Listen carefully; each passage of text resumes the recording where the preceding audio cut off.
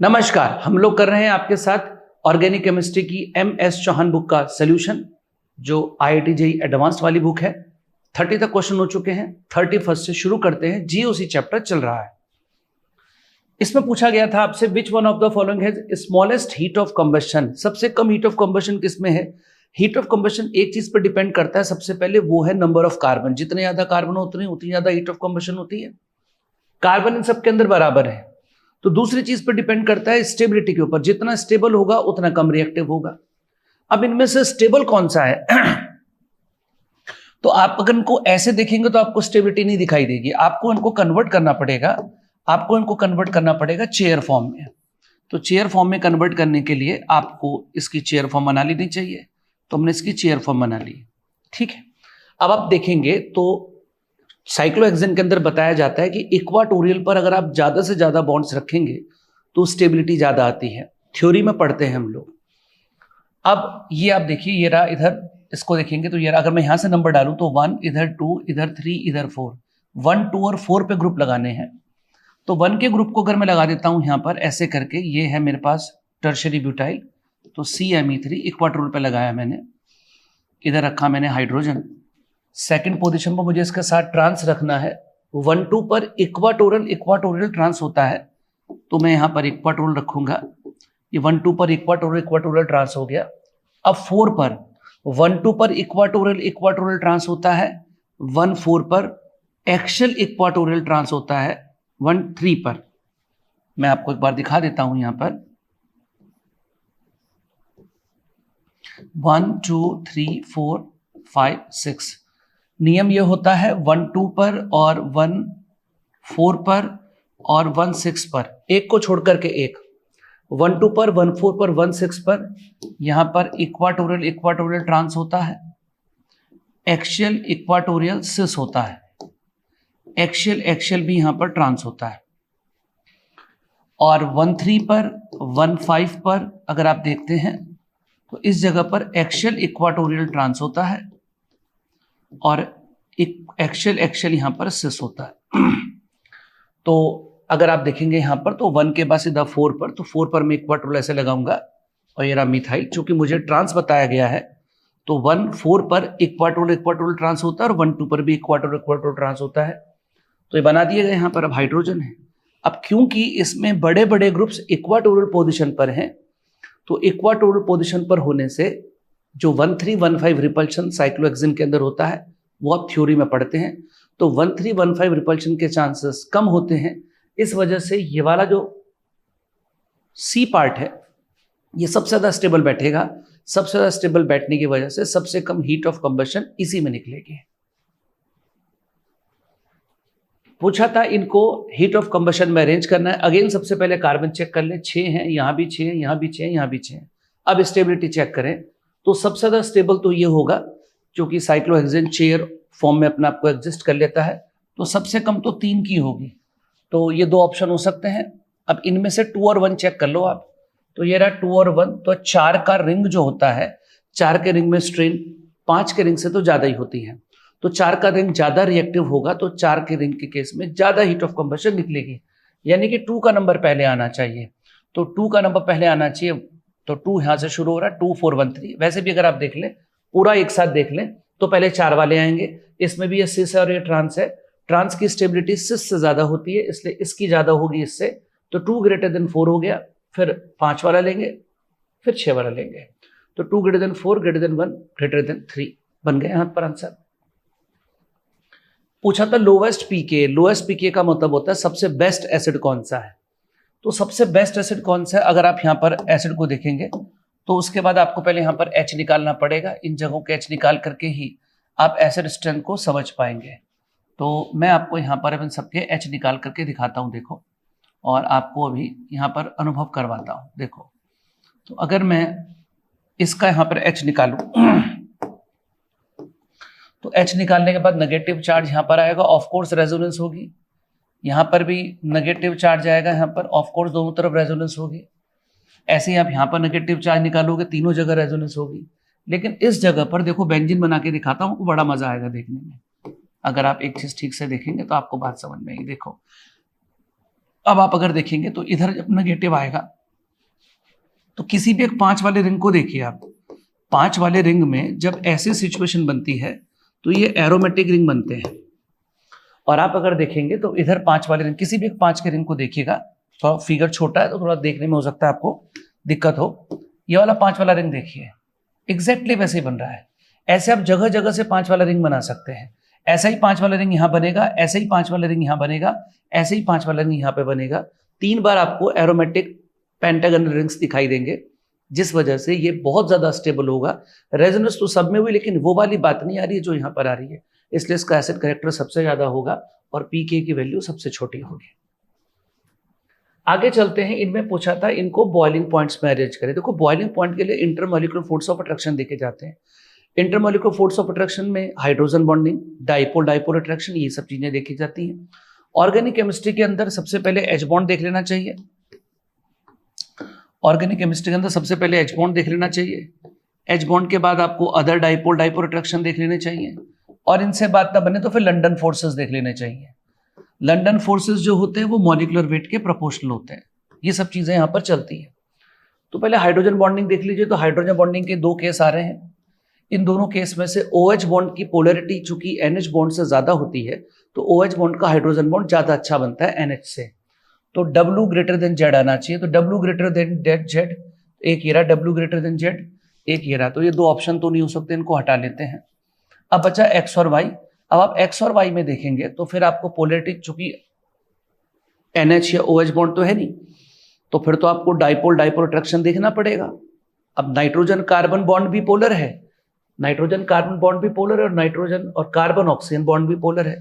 Carbon oxygen bond की polarity ज्यादा आएगी, क्योंकि ऑक्सीजन ज्यादा इलेक्ट्रोनेगेटिव होता है नाइट्रोजन के मुकाबले। इस वजह से इसका बॉइलिंग पॉइंट ज्यादा होना चाहिए इससे। तो X ग्रेटर देन Y आना चाहिए। तो D आ गया इसका आंसर। तो 34 का आंसर बन गया हमारे पास D। फिर वही आपसे पूछा था अच्छा एसिड स्ट्रेंथ किसका है। तो HN निकल करके जहां मजा आता है वो अच्छा एसिड हो जाता है। देखें कहां पर मजा आ रहा है। HN निकालेंगे तो यहाँ पर नेगेटिव आएगा, HN निकालेंगे तो यहाँ पर नेगेटिव आएगा, HN निकालेंगे तो यहाँ पे नेगेटिव आएगा, और सबसे बेस्ट तो यहाँ पर निकालेंगे HN। देखो अब ये यहाँ पर रेजोनेंस करके स्टेबलाइज हो रहा है, बिल्कुल हो रहा है। ये भी स्टेबलाइज हो रहा है, हाँ जी ये भी हो रहा है। ये तो दोनों तरफ स्टेबलाइज हो रहा है, यहाँ को ज्यादा ही मजा आ रहा है। इसका मतलब ये वाला इन दोनों से तो ज्यादा ही अच्छा होगा। मतलब फर्स्ट वाला जो है वो ज्यादा एसिडिक होगा सेकंड और थर्ड से, लेकिन फर्स्ट वाले से भी अच्छा होगा फोर्थ वाला, क्योंकि यहाँ भी रेजोनेंस मारेगा, यहाँ भी और यहाँ भी, 3 जगह रेजोनेंस मारेगा। तो फोर्थ वाले का नंबर होना चाहिए फर्स्ट वाले से अच्छा। अब बचे ये 2। ये negative charge C double bond से स्टेबलाइज है, ये नेगेटिव चार्ज भी C डबल बॉन्ड से स्टेबलाइज है। लेकिन यहाँ पर एक दिक्कत ये है कि अगर ये अपना लोन पेयर इसके साथ रेजोनेट कर दे तो इस नेगेटिव के इस C डबल बॉन्ड O के साथ रेजोनेंस करने के चांसेस इसके मुकाबले कम हो जाएंगे। यहां पर तो ये C डबल बॉन्ड O के साथ रेजोनेंस करेगा ही करेगा, कोई डिस्टर्बेंस करने वाला एलिमेंट नहीं है। लेकिन यहां पर ये इसके साथ रेजोनेंस करे, डिस्टर्ब करने वाला एलिमेंट ये है कि ये इसके साथ रेजोनेंस कर जाए। तो अगर ये इसके साथ रेजोनेंस कर जाएगा तो इस नेगेटिव चार्ज के रेजोनेंस से स्टेबलाइज होने के चांसेस इसके मुकाबले थोड़े कम हो जाएंगे। तो मैं थर्ड वाले को नंबर दूंगा, तो उसके बाद नंबर दूंगा मैं थर्ड वाले को, थर्ड वाले के बाद सेकंड वाले को। तो चौथा पहला तीसरा दूसरा, चौथा पहला तीसरा दूसरा, ये रहा डी आ गया आंसर। 35 का आंसर हो गया डी। 36 पर आते हैं। How many degree of unsaturation are there, डी यू पूछी है। देखो बेंजीन रिंग की एक डी यू होती है, डबल बॉन्ड की एक डी यू होती है, और ट्रिपल बॉन्ड की 2 डी यू होती है, इसकी डी यू 2 होती है। तो आप हमेशा ध्यान रखें से बेंजीन है तो बेंजीन में 1 रिंग हो गया और 3 डबल बॉन्ड, तो बेंजीन की डी यू होती है 4। अब गिनना शुरू करते हैं, देखो आओ काउंट करते हैं। तो बेंजीन की 4 तो यहां आ गई, 1 इधर हो गई 5, 2 इधर हो गई 6 7, 1 इधर हो गई 8, 1 इधर हो गई डबल बॉन्ड की 9। अब देखो एक इस रिंग की बनेगी और एक इस रिंग की बनेगी, 10 और 11, आंसर हो गया इसका डी। तो उसका आंसर हो जाएगा 36 का आंसर हो जाएगा हमारे पास डी। क्वेश्चन नंबर 37, इस पर काफी लोगों का डाउट रहता है और ये बुक में थोड़ा सा शॉर्ट में इसको सॉल्व किया हुआ है, तो हो सकता है सोल्यूशन देख करके समझ में भी ना बन रहा हो आप लोगों को। आइए देखते हैं, इसमें हेस लॉ का प्रयोग किया गया है। Heat of hydrogenation of 3 methyl butene, तो ये रही 3 मिथाइल ब्यूटीन, ये रही ब्यूटीन, 3 मिथाइल ब्यूटीन। इसको रिड्यूस किया गया, रिड्यूस करने के बाद बनाई है और इसकी एनर्जी बता रखी है 30 किलो कैलोरीज। अलग से जब लिखते हैं थर्मो में, तो थर्मो में अलग से लिखते हैं तो माइनस के 30 लिखते हैं, लेकिन जब रिएक्शन में जोड़ के लिखते हैं तो थर्मो के रूल पता होंगे, प्लस के 30 लिखते हैं। आगे पढ़िए, पेंट टू इन, तो ये रही पेंट टू इन, इसका आपने रिडक्शन करके ये बना दिया और इसको लिखना पड़ेगा 28, माइनस में दे रखा था तो रिएक्शन में जोड़ के 28 लिखेंगे। आगे बोल रखा है heat of combustion of 2 methyl butane, तो दिस इज 2 मिथाइल ब्यूटेन, ये हो गया C5H12। आप इसको जलाएंगे O2 के साथ तो 5 CO2 बनेंगे और 12 है तो 6 पानी बनेंगे। 5 दूना 10 और 6 16, तो यहाँ पर 8 O2 आ जाएगा। इसके साथ की जो आपको हीट दे रखी है वो दे रखी है 784, तो ये हो गया 784। और ऐसे ही आप अगली भी लिख लेंगे, इसके साथ भी सेम वही 8 O2 जाने वाले हैं, 5 CO2 प्लस 6 H2O, और साथ में आप ये लिखेंगे, इसको दे रखा है उन्होंने आपको 782। अब आपसे इस रिएक्शन की हीट चाहते हैं, इस रिएक्शन की हीट बताइए, ये टारगेट इक्वेशन है। आइए मैंने पूरा सॉल्व किया हुआ यहाँ पे, इधर देख लीजिए, यही 4 इक्वेशंस हैं, मुझे ये वाली इक्वेशन लानी है। तो इक्वेशन कैसे आएगी, तो जैसे मैथमेटिक्स में सॉल्व करते हैं इक्वेशंस को एक्स वाई जेड की, बिल्कुल वैसे सॉल्व करेंगे। इक्वेशन 3 में से 4 घटा लिया, इक्वेशन 3 में से 4 घटा दिया, 3 में से 4 घटाने के बाद ये वाली रिएक्शन आ रही है, इसका नाम रख दिया मैंने इक्वेशन नंबर 5। इक्वेशन 1 में से 2 घटा दिया, इक्वेशन 1 में से 2 घटा लीजिए, दोनों को घटाएंगे तो इक्वेशन आ जाएगी ये वाली, इसका नाम दिया मैंने इक्वेशन नंबर 6। चाहिए मुझे ये, अब ये कैसे आएगी, ऑब्वियस सी बात है, जैसे ही मैं दोनों इक्वेशन को जोड़ूंगा, तो जैसे ही मैं इनको ऐड करूंगा तो आप देख लीजिए ये कट जाएंगे। कौन कौन कट जाएंगे, देखो, जैसे ही मैं दोनों इक्वेशन को ऐड करूंगा तो इससे तो ये कैंसिल हो जाएगा और इससे ये कैंसिल हो जाएगा, तो रिजल्टेंट इक्वेशन ये आ जाएगी। डेल्टा एच यहाँ पर 4 किलो कैलोरीज आने वाला है, यानी कि जब अलग से लिखूंगा तो माइनस के 4 किलो कैलोरी लिखूंगा। अच्छा सवाल था। विच of the sigma bond participate in hyper conjugation, hyper conjugation करने का स्टाइल आपको पता होगा, सी डबल बॉन्ड सी के पड़ोस वाले कार्बन पर हाइड्रोजन होना चाहिए और ऐसे करके पार्टिसिपेशन चलता है। यहाँ पर आता है नेगेटिव और यहाँ बन जाता है और H को ऐसे शो करते हैं हम लोग। तो सी डबल बॉन्ड सी के पड़ोस वाला हाइड्रोजन ये तो पार्टिसिपेट करेगा, ये पक्का करेगा। डबल बॉन्ड टूट करके सिंगल में कन्वर्ट होता है, ये भी पक्का करेगा। ये डबल बॉन्ड से लगा हुआ हाइड्रोजन बिल्कुल पार्टिसिपेट नहीं करता, अगर मैं यहाँ पर हाइड्रोजन लगाऊं तो ये हाइपर कॉन्जुगेशन में पार्टिसिपेट नहीं करते, ये पार्टिसिपेट नहीं करेगा, लेकिन ये वाला hydrogen C double bond C के पड़ोस वाला CH बॉन्ड पार्टिसिपेट करता है, यानी कि फर्स्ट पार्टिसिपेट करेगा। तो पहला, पांचवा और चौथा, पहला पांचवा चौथा, पहला पांचवा चौथा, पहला एंड पांचवा, पहला पांचवा चौथा, तो बी जाएगा आंसर। तो 38 का आंसर हो गया हमारा बी। 39 पे आते हैं, decreasing order of acid strength. Acid strength का हमेशा तरीका बताया, एचआईएन निकलने के बाद आनंद चेक करें कि एचआईएन निकलने के बाद मजा कहाँ पर आया। तो आइए एचआईएन निकाल करके आनंद चेक कर लीजिए, एचआईएन निकाल लीजिए इधर और आनंद चेक कर लीजिए। चलिए, तो एचआईएन निकलने के बाद ये रहा नेगेटिव और ये नेगेटिव तो रेजोनेंस में चला जाएगा, तो सबसे बढ़िया तो डब्लू होगा, तो ये 2 हटा दीजिए, डब्लू से ही करेंगे। डब्लू के बाद एक्स या जेड, बस ये चेक करेंगे, तो डब्लू के बाद एक्स। अब इसको देखिए, यहाँ पर नेगेटिव आएगा, इधर देखिए यहाँ पर नेगेटिव आएगा, यहाँ पर नेगेटिव आएगा। ये बेंजीन के साथ बहुत क्लोजली अटैच्ड है और बेंजीन रिंग का माइनस आई इफेक्ट होगा ज़्यादा। तो अगर आप चेक करेंगे तो इसका माइनस आई इफेक्ट ज़्यादा होता है। इधर एक कार्बन है, फिर बेंजीन रिंग है, इधर एक कार्बन है, बेंजीन रिंग यहाँ भी है, लेकिन पड़ोस में भी ये भी लगे पड़े।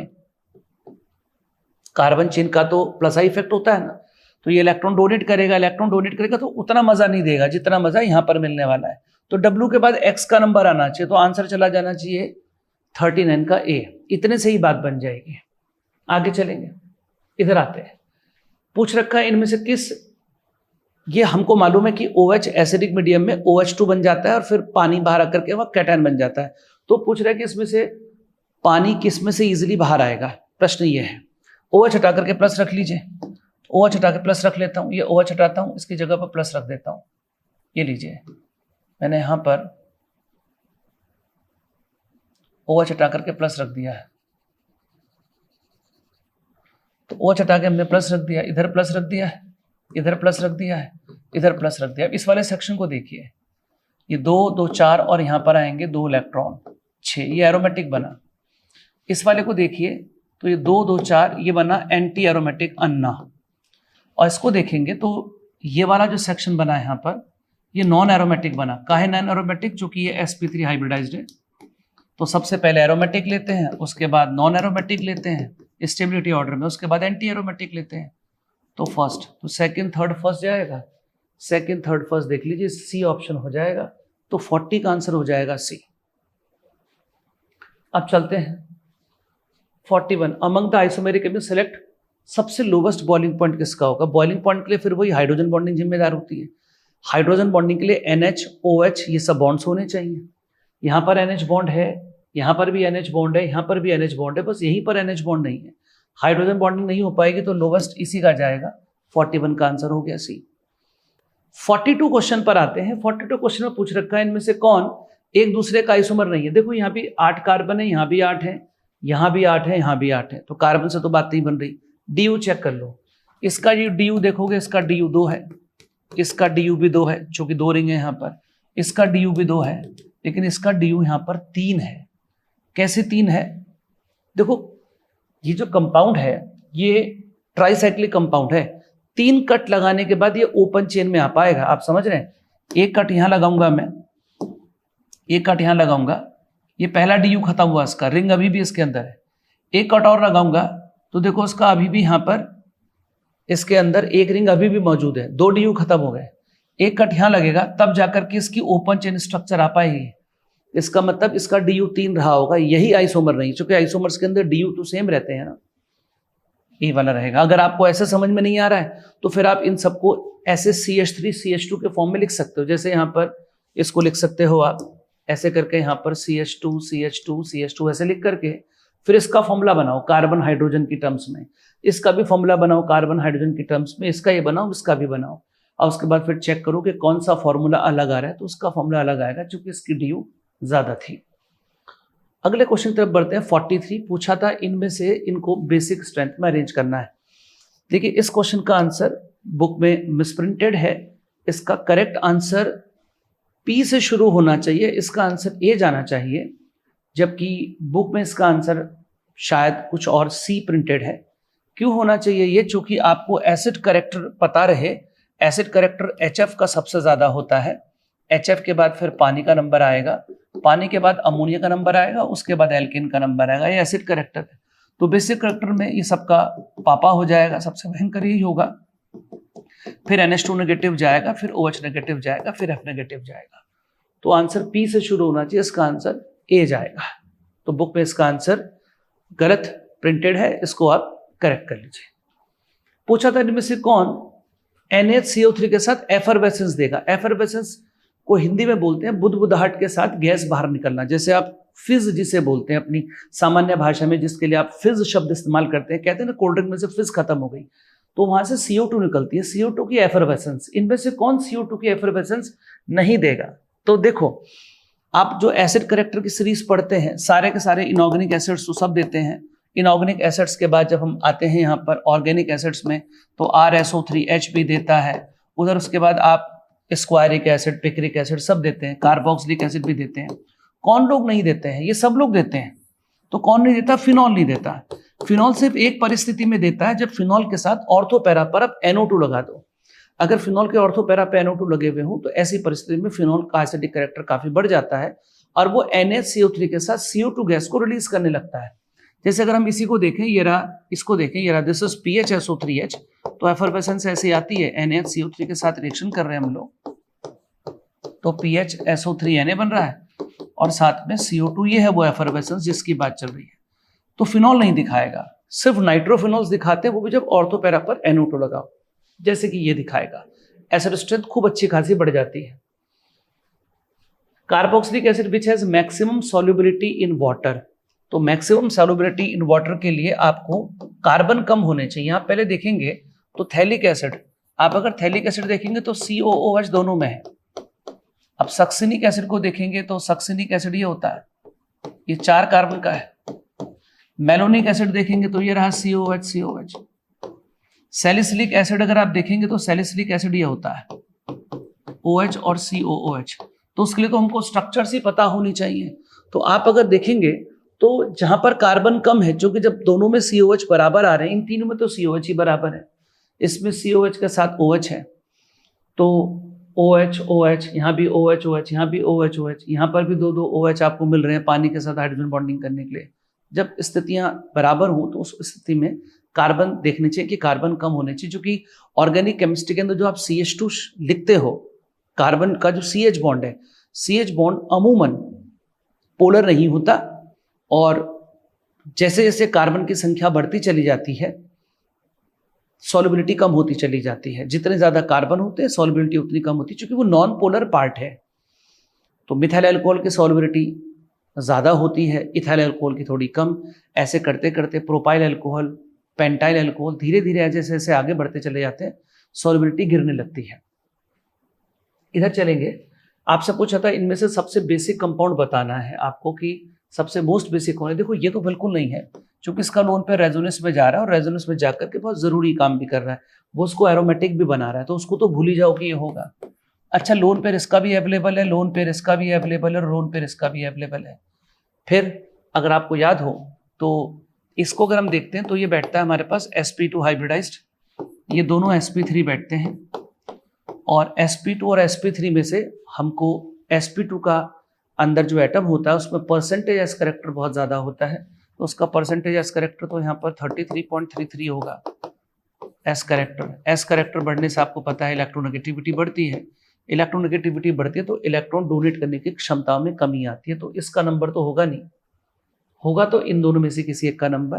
अब आप यहाँ पर ऑक्सीजन और नाइट्रोजन की नॉर्मल इलेक्ट्रोनेगेटिविटी चेक कर लीजिए, चूंकि हाइब्रिडाइजेशन भी सेम है, तो नाइट्रोजन की इलेक्ट्रोनेगेटिविटी कम होती है तो वो इजीली इलेक्ट्रॉन डोनेट कर पाएगा, इस वजह से डी इसका ऑप्शन होना चाहिए। इसका आंसर जाएगा डी, 46 का आंसर आपका डी होना चाहिए।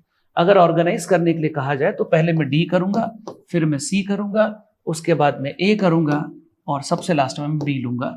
ये मेरा ऑर्डर बैठता अगर मुझे अरेंज करने के लिए कहा जाता तो। 47 क्वेश्चन की तरफ आते हैं। पूछ रखा है कि इनमें से कौन सा बॉन्ड का डिसोसिएशन एनर्जी ज्यादा होगा। तो आपको देखना पड़ेगा कि बॉन्ड डिसोसिएशन के बाद जो चीज बन रही है वो स्टेबल बनी कि नहीं बनी। आप अगर देखेंगे तो सबसे स्टेबल चीज जो आपको मिलेगी वो मिलेगी यहाँ पर, जब मैं वाई वाला बॉन्ड तोड़ता हूँ। देखो मैं इस वाले बॉन्ड को हटाता हूँ और वाई वाले बॉन्ड की जगह जब मैं रेडिकल बनाता हूँ, ये रहा रेडिकल, तो ये रेडिकल जो है रेजोनेंस स्टेबलाइज्ड होने वाला है, तो सबसे कम एनर्जी वाई को तोड़ने में लगने वाली, तो वाई सबसे लास्ट में। चेक ही नहीं करना, ये सारे हटा दीजिए। ये आप अगर देखेंगे तो वाई सबसे इजीली वाई ब्रेक होगा, सबसे बॉन्ड कम डिसोसिएशन एनर्जी इसमें लगने वाली है। तो यहाँ पर 47 का आंसर सिर्फ इसी से हो गया बी, चेक करने की जरूरत नहीं। फिर भी अगर आपको जेड और एक्स को चेक करना हो तो उनको भी चेक करा देता हूँ। देखो इसको हटाता हूँ यहाँ पर और इसको भी हटाता हूँ यहाँ पर। लो अब इस जगह पर रेडिकल आता है, इस जगह पर आता है। ये रेडिकल डबल बॉन्डेड कार्बन से जुड़ा हुआ है। डबल बॉन्डेड कार्बन इलेक्ट्रोनेगेटिव होता है, इलेक्ट्रॉन खींचेगा, इलेक्ट्रॉन खींचने से रेडिकल की स्टेबिलिटी डाउन होती है। रेडिकल की स्टेबिलिटी इलेक्ट्रॉन डोनेट करने से अच्छी होती है, जो कि डोनेशन आपको यहाँ पर एल्काइल ग्रुप की मिलेगी। तो उसका मतलब पहले आना चाहिए, सबसे इजीली निकलना चाहिए वाई, वाई के बाद एक्स, सबसे मुश्किल से जेड, तो जेड की बॉन्ड डिसोसिएशन एनर्जी सबसे ज्यादा होगी। अब हम आते हैं यहाँ पर 23 ग्राम सोडियम दे रखा था। 23 ग्राम सोडियम का मतलब होता है 1 मोल। मिथाइल अल्कोहल से रिएक्शन करा दी, तो मिथाइल अल्कोहल के आप सोडियम से रिएक्शन कराओगे तो CH3ONA और हाफ H2 बनेगा, तो 1 मोल से आधा मोल बन रहा है। आधे मोल का मतलब 11.2 लीटर, क्योंकि 1 मोल होता है 22.4 लीटर STP पे। 11.2 तो डी चला जाएगा, 48 का आंसर हो जाएगा डी। 49 पे आते हैं। पूछ रखा था मोस्ट पोलर कौन सा है। देखो जब एरोमेटिसिटी की टीचिंग होती है बच्चों के ऊपर तो उनको ये वाला एग्जाम्पल कराया जाता है। ये वाला एग्जाम्पल ये ध्यान रहना चाहिए। यहाँ पर एक 7 का रिंग होता है, ऐसे करके थोड़ा टेढ़ा सा बना हुआ है, मैं इसको थोड़ा सा सीधा करके बना लेता हूँ, और ये इसके ऊपर ऐसे करके ये 5 का रिंग बना हुआ है ऐसे करके, और ये बहुत पोलर रहता है। ये एक्चुअली में रेजोनेंस करके अपने आप को इस फॉर्म में रखना पसंद करता है। तो कौन सी फॉर्म मैं आपको दिखाता हूँ, इस प्रकार से ऐसे करके अपने आप को रेजोनेट कर लेता है ये, और ये इस फॉर्म में रहता है। तो जब कभी पढ़ाया जाता है रेजोनेंस या एरोमेटिसिटी, कहीं भी कोचिंग में जब आपके साथ डिस्कस हो रही होगी तो आपको इस प्रकार की चीजें कराई जाती हैं। तो यहाँ पे माइनस आता है, यहाँ पे प्लस। ये आप इस फॉर्म में रहना पसंद करता है और ये इस फॉर्म में मिलता है। कलर्ड कंपाउंड है, इसकी इंफॉर्मेशन आपको ध्यान रखनी चाहिए। ये पोलर है तो निशान तो इसी पर जाएगा।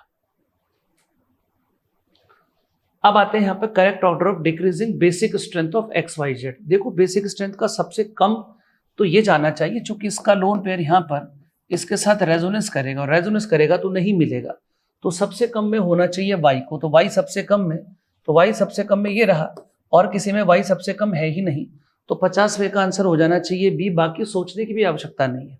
फिर भी अगर चेक करना हो तो ये अगेन वही sp2 हाइब्रिडाइज्ड और ये sp3 हाइब्रिडाइज्ड। sp2 और sp3 में से sp2 हाइब्रिडाइज्ड वाला जो नाइट्रोजन है उसके अंदर परसेंटेज कैरेक्टर ज्यादा होगा, इलेक्ट्रोनेगेटिविटी ज्यादा होगी, इलेक्ट्रॉन डोनेट करने के चांसेस कम होंगे। तो ये हुआ क्वेश्चन नंबर 50। क्वेश्चन नंबर 51 पे आते हैं। Which of the following is strongest Brønsted acid. अच्छा एसिड पूछा तो एसिड का तो एक ही शर्त है कि HN निकलने के बाद मजा आना चाहिए, और HN निकलने के बाद मजा चेक कर लेते हैं। तो जब HN निकालोगे आप तो यहाँ पर लो, इसका HN निकाल लेते हैं, इसका HN निकाल लेते हैं, इसका HN निकाल लेते हैं, इसका HN निकाल लेते हैं। HN निकालने के बाद आपको यहाँ पर नेगेटिव रख देना चाहिए, नेगेटिव रख देना चाहिए, तो नेगेटिव की रेजोनेंस हो जाएगी, यहाँ पर भी रेजोनेंस हो जाएगी। यहाँ तो नहीं होगी, इन दोनों को छोड़ दीजिए, इन दोनों के अंदर ही रेजोनेंस होगी, बराबर बराबर रेजोनेटिंग स्ट्रक्चर बनेंगे, सब कुछ बराबर। फिर लास्ट में एक ही चीज बचती है, उसका नाम है इलेक्ट्रोनेगेटिविटी। तो मोस्ट इलेक्ट्रोनेगेटिव एटम है ऑक्सीजन, तो ऑक्सीजन अपने ऊपर नेगेटिव चार्ज रखना ज्यादा पसंद करेगा बनिस्बत नाइट्रोजन के, तो नंबर आ जाना चाहिए डी का। 52 विच of the following is strongest Brønsted base.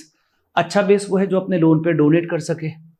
तो देखो इसका तो लोन पेयर चला जाएगा रेजोनेंस में, तो ये तो मिलने से रहा, रेजोनेंस में भी जाएगा और साथ में इसको एरोमेटाइज करने इतने जरूरी काम में व्यस्त है इसका लोन पेयर, कैसे मिल सकता है। लोन पेयर भाई साहब इसका भी रेजोनेंस में गया हुआ है, तो ये भी व्यस्त है, तो ये भी नहीं मिल पाएगा, प्रोटोनेशन के लिए उतनी इजीली अवेलेबल नहीं हो पाएगा। अब बचे ये दो, दोनों के ही लोन पेयर डिलोकलाइज नहीं है, अवेलेबल है, तो फिर इंडक्टिव इफेक्ट चेक करेंगे, और इंडक्टिव इफेक्ट यहाँ पर ज्यादा है।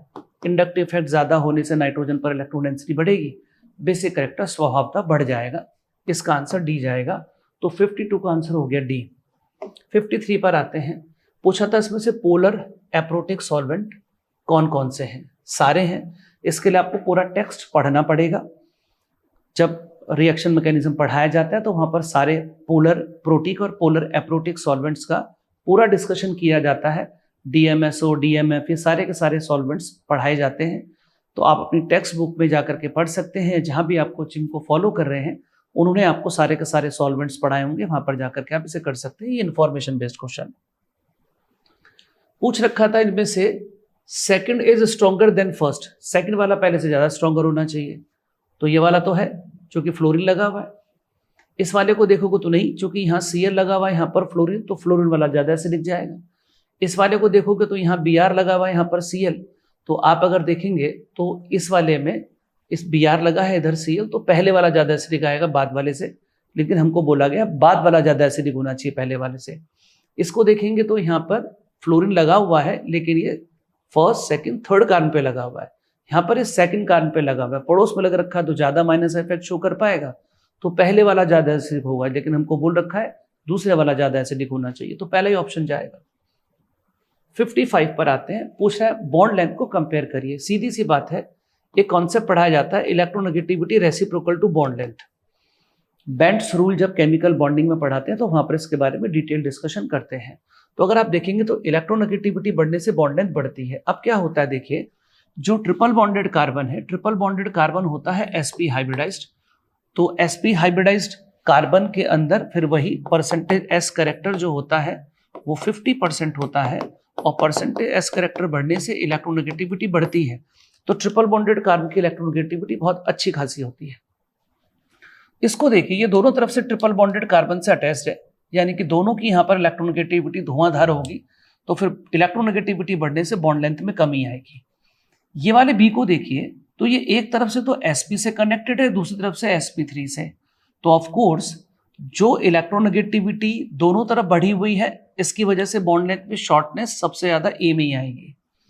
इसके अतिरिक्त अगर आप बी में देखेंगे तो ये sp और इधर ये sp3, ये ज्यादा इलेक्ट्रोनेगेटिव पर ये उतना इलेक्ट्रोनेगेटिव नहीं, इलेक्ट्रोनेगेटिविटी बढ़ने से बॉन्ड लेंथ में कमी आती है। चूंकि दोनों बहुत अच्छे इलेक्ट्रोनेगेटिव थे तो इसकी बॉन्ड लेंथ काफी कम हो गई होगी, तो ए को छोटा मानेंगे बी से, आंसर जाएगा सी, और 55 का आंसर हो जाएगा सी, 55 का आंसर जाएगा सी। 56 पे आते हैं, पूछ रखा कौन सी अमीन का लोवेस्ट बॉइलिंग पॉइंट होता है। सीधी सी बात है टर्शियरी अमीन का, क्योंकि बॉइलिंग पॉइंट के लिए हाइड्रोजन बॉन्ड ये सब चीजें जिम्मेदार रहती हैं, और अमीन्स में तो होंगे, चूंकि अमीन्स के अंदर प्राइमरी अमीन के अंदर आपको पता है प्राइमरी अमीन में एक NH बॉन्ड रहता है, सेकेंडरी अमीन में आप देखेंगे यहाँ पे प्राइमरी अमीन में 2 NH बॉन्ड रहते हैं, सेकेंडरी में एक रहता है, लेकिन टर्शियरी अमीन में तो कोई भी NH बॉन्ड नहीं होता। तो जब NH बॉन्ड नहीं होगा तो बॉइलिंग पॉइंट सबसे कम टर्शियरी का मिलेगा। ये एनसीईआरटी का क्वेश्चन, सी जाएगा। 57 पर आते हैं, अब SbCl5 के साथ इसकी रिएक्शन कराई। अब देखो क्या है, सबसे पहले एक बात समझें आप, ये जो स्पेशीज है ये स्पेशीज नॉन एरोमेटिक है। अगर मैं इस स्पेशीज के, देखो अगर स्पेशीज के यहां पर प्लस और प्लस कर दूं तो भी एरोमेटिक हो जाएगी, और अगर मैं माइनस माइनस कर दूं तो ए 1 2 3 4 5 6 7 8 9 10 दोनों परिस्थितियों में ये एरोमेटिक बन जाएगी। तो यहां पर कंफ्यूजन अगर किसी चीज को लेकर के है तो इसको लेकर के तो नहीं है, कंफ्यूजन सिर्फ इनको लेकर के है कि मैं अपना आंसर ये रखूं या mixture of A and B इस डी को रख दूं। अब बात डिपेंड करेगी SbCl5 के ऊपर। अब SbCl5 को अगर आप देखोगे तो ये रहा SbCl5, ये है न पूछो ऐसे ही सब बीमार, याद करते हैं ना हम लोग। तो ये second period, third period, fourth, ये 5th पीरियड में है एंटीमनी चूंकि 5th पीरियड में है तो उसके पास डी ऑर्बिटल होगा तो ये इलेक्ट्रॉन ग्रहण कर सकता है, यानी कि SbCl5 को देखोगे वो इलेक्ट्रॉन ग्रहण करेगा, इलेक्ट्रॉन लेगा, यानी कि वो Cl नेगेटिव लेगा न कि Cl पॉजिटिव। तो ये सामने वाले से चूंकि Cl नेगेटिव निकालेगा तो इन जगहों पर पॉजिटिव चार्ज आना चाहिए, तो यही वाला आयन सूट करता है और कोई नहीं। आंसर इसका बी जाएगा। इधर देखिए पूछ रखा था इसमें एक कौन ऐसा है जो 3 इथाइल 2 मिथाइल पेंटेन का आइसोमर नहीं है। अब देखो ये रहा पेंटेन, ये रहा मिथाइल और ये रहा इथाइल, तो 1 2 3 4 5 6 7 8 कार्बन होने चाहिए। देखो यहाँ पर 1 2 3 4 5 6 7 यही नहीं है, बाकी देखो इसमें भी 8 कार्बन है, इसमें भी 8 कार्बन है, तो बी जाएगा आंसर, क्योंकि बी में 8 कार्बन नहीं है।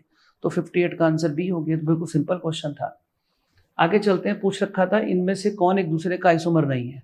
सबसे पहले बात देखो यहाँ पर 3 carbon 1 oxygen, 3 carbon 1 oxygen, 3 carbon 1 oxygen, 3 carbon 1 oxygen. इसका DO कितना है 1, इसका भी DO कितना है 1, इसका DO कितना है 1, इसका भी DO कितना है 1। सभी आइसोमर्स एक दूसरे के, फॉर्मूला सेम है।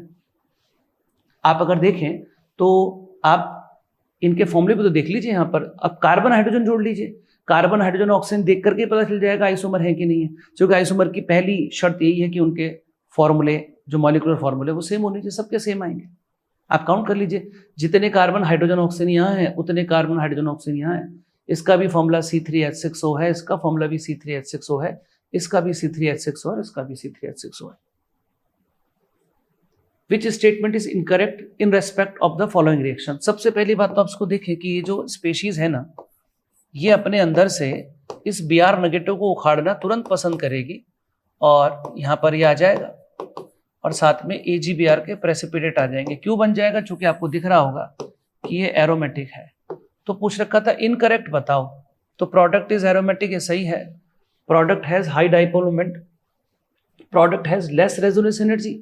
लेस रेजोनेंस एनर्जी कैसी हो सकती है? इतनी भयंकर रेजोनेंस इसके अंदर होने वाली है, पूछो नहीं।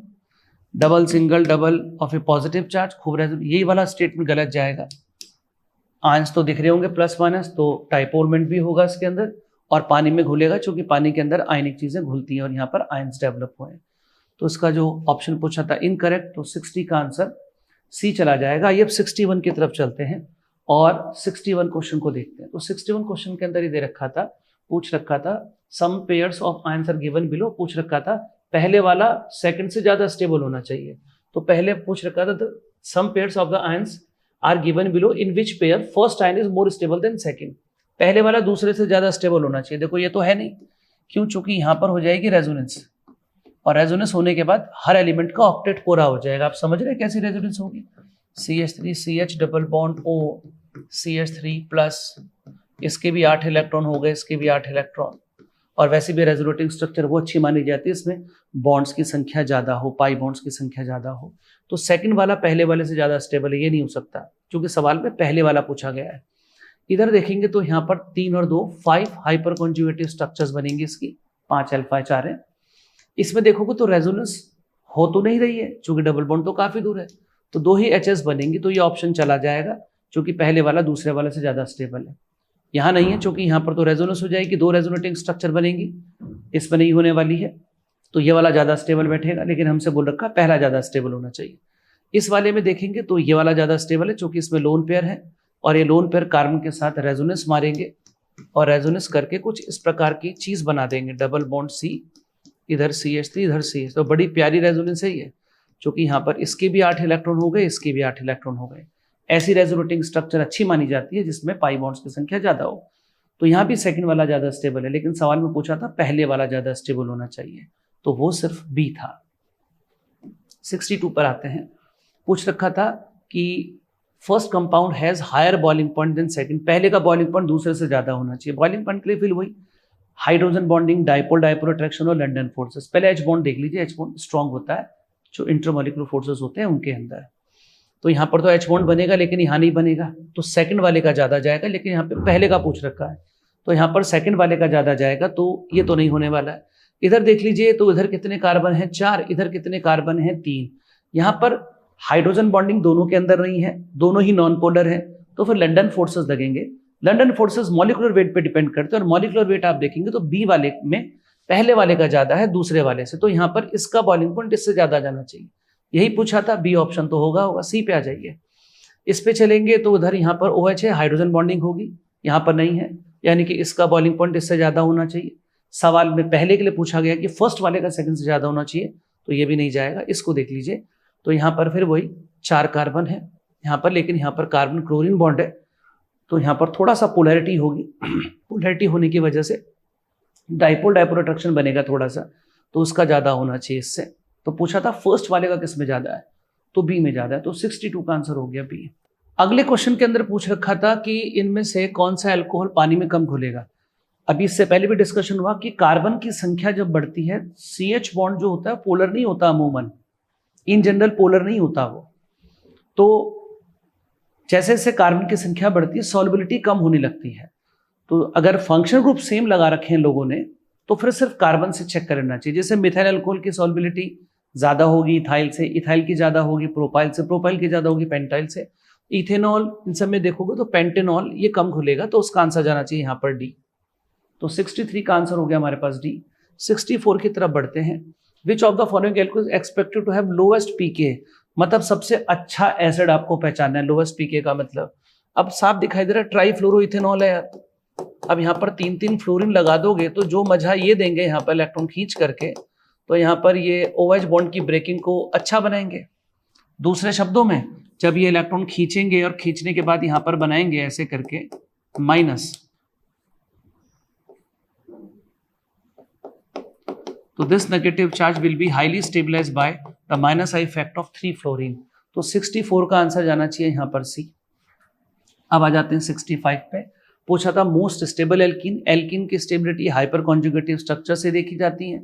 C डबल बॉन्ड C के पड़ोस में CH बॉन्ड की संख्या गिनी जाती है, जो कि अलग से दिख रही होगी आपको। यहाँ पर 3 4 5 6 7 8 अल्फा H यहाँ पर दिख रहे होंगे। इधर दिखाई देंगे आपको 4 alpha H। C double bond C पे गोला बना लेना चाहिए। यहाँ पर 2 दिख रहे होंगे और यहाँ पर 1 दिख रहा होगा। अगर मुझे अरेंज भी करने के लिए कह दिया जाए तो मैं D के बाद B के बाद C और C के बाद A ऐसे अरेंज करता 65 में। 67 पूछ रखा था bond X is made by the overlap of which type of bond. अब सीधी सी बात है, हाइब्रिडाइजेशन चेक कर लीजिए। यहाँ पर कितना हाइब्रिडाइजेशन है sp2, यहाँ कितना हाइब्रिडाइजेशन है sp3। तो ये जो बॉन्ड बना है ये sp2 sp3 से बना है। sp2 sp3 ये रहा C, 66 का C। ये बड़े छोटे छोटे से क्वेश्चंस थे, इनको आप जल्दी जल्दी देख लें। 67 पूछ रखा था सबसे भयंकर एसिड स्ट्रेंथ किसकी होगी। तो इलेक्ट्रॉन विदड्रॉइंग इफेक्ट से एसिड करेक्टर में मजा आता है। -R या -I इफेक्ट एसिड करेक्टर को बढ़ाते हैं। इस ग्रुप को देखिए तो ये ग्रुप यहाँ पर प्लस आर इफेक्ट शो कर रहा है, और इसको देखेंगे तो ये माइनस आर इफेक्ट शो कर रहा है। ये हाइपर कॉन्जुगेशन की एक टाइप होती है, लेकिन इसको रेजोनेंस मान करके ही हम अपना आंसर करेंगे। अब इन सबको चेक कर लेंगे तो सबसे ज्यादा एसिडिक तो सेकंड वाले को होना चाहिए, तो सेकंड के बाद अगर आप देखेंगे तो ये भी खराब हो रहा है, ये भी खराब हो रहा है, क्योंकि इलेक्ट्रॉन डोनेशन से एसिड स्ट्रेंथ खराब होती है। तो चौथा नंबर आना चाहिए, दोनों ही खराब हो रहे हैं। इन दोनों में से अगर आप देखेंगे तो इसका प्लस आर इफेक्ट ज्यादा होता है OCH3 का, तो ये ज्यादा एसिड करेक्टर को खराब करेगा, क्योंकि रेजोनेंस एसिड करेक्टर को यहाँ पर डिमिनिश कर रही है। तो नंबर आ जाना चाहिए यहाँ पर फिर फर्स्ट का, और फर्स्ट के बाद नंबर आना चाहिए थर्ड का। तो 2 4 1 3, 2 4 1 3, तो 2 4 1 3 ए आंसर चला जाएगा। 67 का आंसर हो गया ए। अब आते हैं हम यहाँ पर 68। देखो जो क्वेश्चन पूछा गया है ना, एक्चुअली में NaHCO3 को जब भी कभी आप इसका एसिडिफिकेशन करते हैं, sodium bicarbonate test tube मिले उसमें एसिड डालें, तो इसका जैसे आपने माना HCl लिया तो H डालेगा तो यहाँ पर बनता है NaCl और साथ में बनता है H2CO3, फर्दर वो टूट जाता है H2O + CO2। तो यहाँ पर इसका काम सिर्फ H देने का है बस। तो जो भी CO2 निकालेगा, CO2 यहीं से निकलेगा, पहले इसका बनेगा H2CO3 और फिर यहीं से निकलेगी CO2। तो जो स्टार है वो CO2 पे रहना चाहिए, तो ए इसका आंसर जाएगा। 68 का आंसर हो जाएगा यहाँ पर ए। अब आते हैं हम 69 पर। Rank in the order of acidic increasing acidity, यानी कि एसिड करेक्टर के बढ़ते हुए क्रम में अरेंज करना है। देखो बात ही खत्म करो, चूंकि एच निकलने के बाद मजा आना चाहिए। एच निकलने पे जहां पर मजा आता है उसी को अच्छा एसिड बोलते हैं, ये आपको बार बार बताया गया है। तो आप अगर देखेंगे तो एच निकलने के बाद सबसे ज्यादा मजा यहाँ आएगा, क्योंकि यहाँ पर रेजोनेंस हो जाएगी। तो स्टार्ट तो थर्ड से होना चाहिए, थर्ड से स्टार्ट सिर्फ ये हो रहा है, बाकी को छोड़ दीजिए। तो डी इसका आंसर चला जाना चाहिए। 69 का आंसर डी जाएगा। फिर भी अगर इन दो में देखेंगे तो अगेन आपको देखना पड़ेगा NH बॉन्ड और OH बॉन्ड में से OH बॉन्ड ज्यादा पोलर होता है, क्योंकि ऑक्सीजन की इलेक्ट्रोनेगेटिविटी ज्यादा होती है, तो वो O और H बॉन्ड इजिली ब्रेक हो जाएगा। तो इसलिए इसके बाद थर्ड के बाद फर्स्ट का नंबर है, डी हो गया आंसर। 70 पे आते हैं। Which compound has the highest value of pK. PK की सबसे बड़ी वैल्यू बतानी है, तो पीके की सबसे बड़ी वैल्यू का मतलब सबसे बेकार एसिड छांटना है। तो देखो जी, ये एसिड तो काफी अच्छा है, ये सबसे अच्छा है, सबसे बड़े एसिड होना चाहिए डी को, डी के बाद होना चाहिए सी को। क्यों? क्योंकि इलेक्ट्रॉन विड्रॉइंग ग्रुप लगे हुए हैं, इलेक्ट्रॉन विड्रॉइंग ग्रुप लगे हुए हैं तो एसिड करेक्टर को इनहांस करेंगे, क्योंकि इलेक्ट्रॉन खींचने से OH बॉन्ड ज्यादा टूटता है। अब इन दोनों में अगर आप देखेंगे तो इधर 3 कार्बन, यहाँ भी 3 कार्बन है, लेकिन यहाँ पर Cl लगा हुआ है तो थोड़ा मजा दे रहा होगा एसिड करेक्टर में। तो सीक्वेंस जाना चाहिए ये। आपसे पूछा था हाईएस्ट वैल्यू ऑफ पीके, यानी कि सबसे सड़ा हुआ एसिड, तो सबसे सड़ा हुआ एसिड कौन है भाई साहब? बी। तो बी को जाना चाहिए। 70वें क्वेश्चन का आंसर हो जाएगा बी। 71 की तरफ बढ़ते हैं। ये रहा, consider the hydrogen attach to different carbon. 1 2 3 पे नंबर डाल दिए गए, और rank the attach hydrogen atom in order of most acidic to least acidic. तो तरीका वही है, एचआर निकलने के बाद मजा आना चाहिए। तो मैं बना देता हूं, देखो आप लोगों के लिए। इधर नेगेटिव, इधर देखिए, इधर नेगेटिव, इधर देखिए, इधर नेगेटिव। सबसे बढ़िया नेगेटिव चार्ज ये स्टेबलाइज हो रहा है, क्योंकि दोनों तरफ रेजोनेंस हो रही है। तो सबसे बढ़िया ये 2 से शुरू होना चाहिए। तो इसे भी हटा दीजिए, इसे भी हटा दीजिए, 2 से शुरू होना चाहिए। इन दो में से कोई होगा। अब 3 और 1 को देख लीजिए। देखो ये जो नेगेटिव चार्ज है ये तो बढ़िया रेजोनेंस से स्टेबलाइज हो रहा है। आपको यहाँ पर माइनस आई इफेक्ट दिखाई देगा, ठीक सोच रहे हो, लेकिन उससे पहले यहाँ पर नेगेटिव चार्ज लोन पेयर में रिपल्शन होगा, और negative charge lone pair repulsion तो बुरी बात हुई। तो सबसे पहले बीच वाला 2, उसके बाद 1, 2 के बाद 1, यानी कि 71 का आंसर चला जाएगा यहाँ पर ए। आगे चलते हैं। देखो decreasing order of acid strength of the following compound. H R निकल के बाद पहले मजा चेक करिए। एच आर निकालिए, यहां से निकाल लीजिए एच, ठीक है। इधर नेगेटिव आ गया, ये क्या बन गया? एरोमेटिक। इसको अगर आप देखोगे तो ये हो जाएंगे 8 पाई इलेक्ट्रॉन।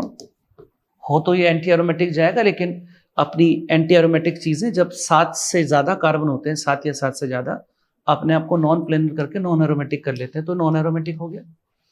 अब आप इसको देखेंगे तो नेगेटिव तो यहां पर भी आएगा, वही चीज एरोमेटिक वाली यहां भी बन जाएगी, लेकिन यहां पर एक एक्स्ट्रा स्टेबिलिटी मिलेगी कि नेगेटिव चार्ज इस रिंग के साथ साथ Cl के साथ भी रेजोनेंस मार सकता है। तो अगर हम एसिड करेक्टर की बात करें तो सबसे बढ़िया जेड का आना चाहिए, जेड के बाद एक्स का आना चाहिए, एक्स के बाद वाई का, Z X Y, Z X Y, D इसका आंसर जाएगा। तो 72 का आंसर हो गया डी। 73 क्वेश्चन की तरफ बढ़ते हैं। ये रहा अमंग द पेयर दे रखे हैं, कुछ पूछ रखा है second compound is most acidic then first. Second वाला पहले से ज्यादा एसिडिक होना चाहिए। देखो जरा, यहां पर तो सेकंड वाला है नहीं, कैसे पता? देखो यार, इधर माइनस आएगा, पहले वाला तो बिंदास एसिडिक है, बी आर का माइनस आई इफेक्ट मिलेगा, इधर रेजोनेंस मिलेगी, तो पहले वाला दूसरे से ज्यादा एसिडिक है। सवाल में दूसरे वाले को पहले से ज्यादा एसिडिक बताया गया। इसको देखो, पहले वाला ये रहा, इधर आएगा, यहाँ पर इधर आएगा CN, और इस वाले में अगर आप करोगे तो ये बन जाएगा। एचआन निकलने के बाद स्टेबिलिटी चेक की जाती है बस हमेशा एसिड करेक्टर में। तो एचआन निकलने के बाद यहाँ पर रेजोनेंस हो जाएगी, ऐसी रेजोनेंस तो यहाँ पर भी हो जाएगी, लेकिन यहाँ पर एक रेजोनेंस और मिल रही है CN के साथ। ये यहाँ पर CN के साथ भी रेजोनेंस कर सकता है, तो डबल मजे हैं इसका। तो पहले वाला ज्यादा एसिडिक होगा, लेकिन सवाल में पूछा गया है दूसरे वाला ज्यादा एसिडिक होना चाहिए, तो ये भी नहीं जाएगा। इन दोनों में देख लीजिए, तो CH3 ग्रुप जो है वो इलेक्ट्रॉन डोनेटिंग है। इलेक्ट्रॉन डोनेटिंग ग्रुप तो एसिड करेक्टर को खराब करता है। एसिड करेक्टर के लिए इलेक्ट्रॉन विथड्रॉ होने बहुत जरूरी है, ताकि जो यहाँ पर नेगेटिव आए, आप समझ रहे हैं ना बात को, ताकि जो यहाँ पर नेगेटिव है ये नेगेटिव चार्ज नलीफाई होना चाहिए, तभी तो वो अपने अंदर से एचआर निकाल करके देगा। लेकिन CH3 तो इलेक्ट्रॉन डोनेटिंग है, तो इसका तो एसिड करेक्टर बेकार होगा, सेकंड वाले का अच्छा होगा, तो आंसर तो इसी को जाना चाहिए। इसको भी चेक कर लीजिए, तो आप इसको देखेंगे तो CO ग्रुप जो है बहुत मजे लगाएगा, ज्यादा एसिडिक, इसको एसिड स्ट्रेंथ बढ़ाएगा। ये जानते हैं कैसे एसिड स्ट्रेंथ बढ़ाएगा? देखो दिखाता हूँ। ये O नेगेटिव आएगा, ये COCH3, फिर जब आप इसको रेजोनेट करा करके यहाँ लाएंगे तो COCH3 का जो ये नेगेटिव है ना, ये और स्टेबलाइज होगा। देखो कैसे करके स्टेबलाइज हो रहा है, इसको एक एक्स्ट्रा स्टेबिलिटी मिलेगी यहाँ पर CO की वजह से। CO इलेक्ट्रॉन खींच करके इसके नेगेटिव चार्ज को स्टेबलाइज करेगा, यानी कि इसके एचआन निकालने में हेल्प करेगा। बोलेगा तुम एच निकालो, बेंजीन के साथ तो रेजोनेंस होगी, मैं भी कर दूंगा आपके साथ रेजोनेंस, आप पूरे मजे में रहो। तो यहाँ भी फर्स्ट वाला ज्यादा एसिडिक हो गया, जबकि सवाल में बोला गया था सेकंड वाला ज्यादा एसिडिक होना चाहिए फर्स्ट से, तो डी आंसर जाएगा। Which of the following underlined atoms in the molecule shown below have sp hybridization. अब sp हाइब्रिडाइजेशन की बात चल रही है यहाँ पर, तो ये तो बड़ा बचकाना सा सवाल है। डबल बॉन्ड CH, इधर CH3, ये तो sp2 है। इधर देख लीजिए CH2, फिर इधर C है, फिर इधर ये CH है, Cl, तो एक डबल बॉन्ड और आएगा। तो आप इसको देखेंगे तो ये तो sp बैठेगा, दिस वन पूछ रखा था sp, तो पांचवा तो है ही sp, पांचवा ये V, पांचवा नहीं V। W में देख लीजिए, W में ये तो sp2 बैठेगा ही, CH3C, इधर H और ये प्लस, तो sp2 बैठेगा। हमको तो सवाल में sp पूछ रखा है, तो ये भी नहीं बैठेगा।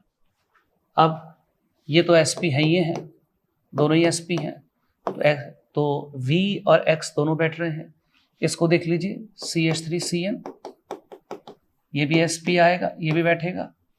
और इसको देख लीजिए, इसको तो ये रहा यहाँ पर CH3 दोनों कार्बन से जुड़े हुए, फिर आगे नाइट्रोजन, फिर यहाँ पे बोल रखा है NH2।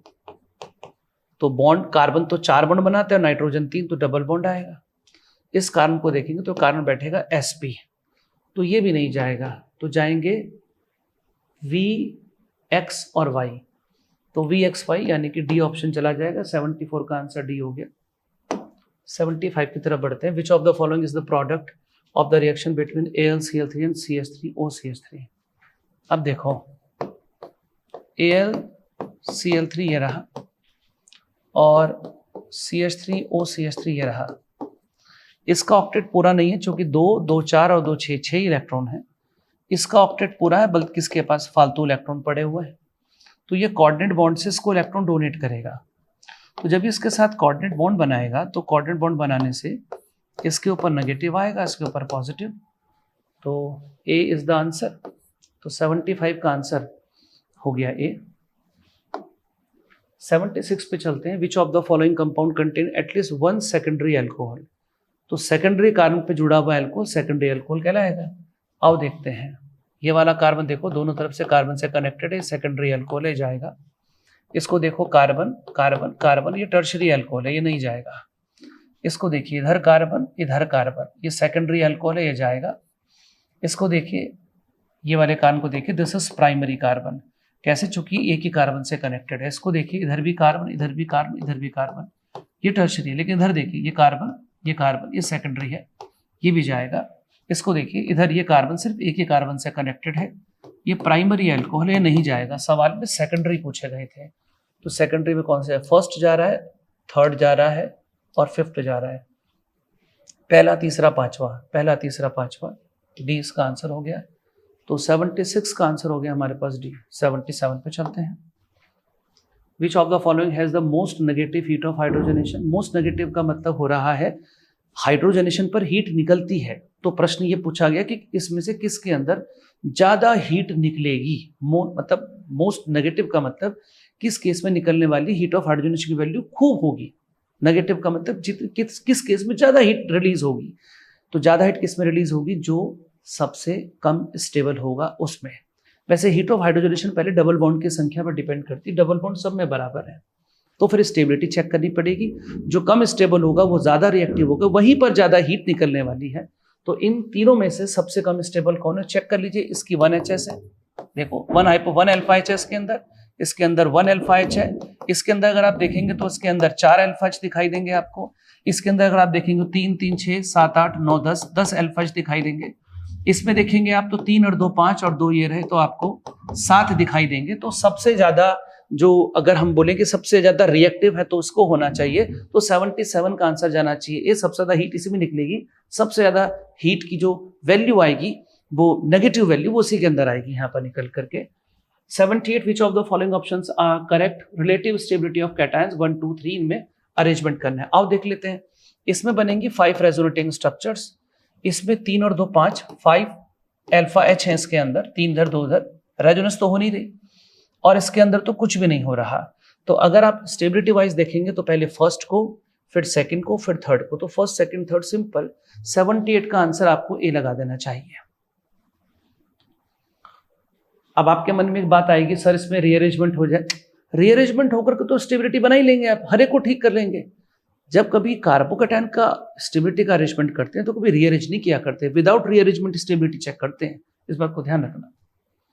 इधर आ जाते हैं 79 पे। What is the decreasing order of stability?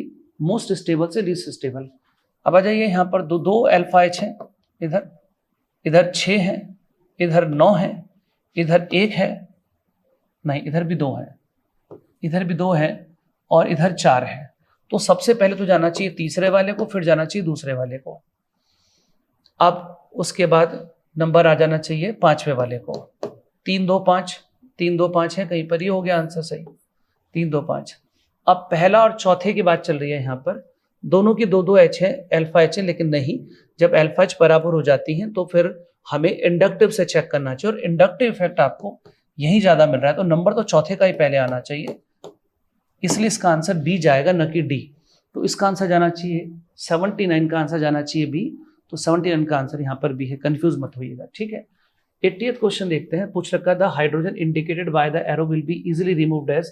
पूछ रहा है हाइड्रोजन कैसे रिमूव होनी चाहिए, खुद सोचो आप। ये हाइड्रोजन पे यहाँ पे माइनस अच्छा लग रहा है या प्लस अच्छा लग रहा है या रेडिकल अच्छा लग रहा है। आप अगर देखेंगे तो ये बना एरोमेटिक, ये बना एंटी एरोमेटिक। तो इन तीनों में अगर आप देखेंगे तो सबसे ज्यादा स्टेबल ये होगा। इसका मतलब यहां से H+ के रूप में बाहर निकलेगी, तो 80 का आंसर ए जाएगा।